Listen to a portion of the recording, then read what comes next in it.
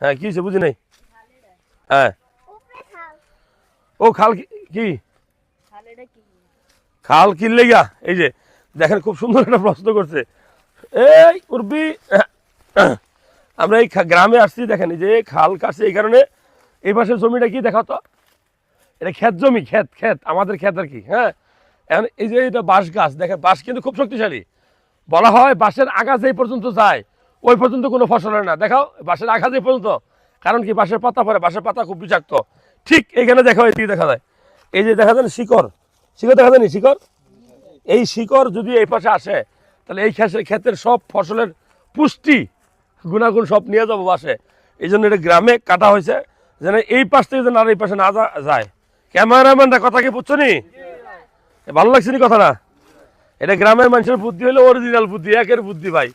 এগুলোর মধ্যে কোনো ফাঁক ফুকর নাই। এই খাল কাটছে এখানে, এই বাঁশের শিকড় যেন এই পাশে না এসে পুষ্টি যেন না নিতে পারে। আসো মামা উঠতে পারবা? কোন দিক দিয়া? আসো আসো আসো, পারতো না?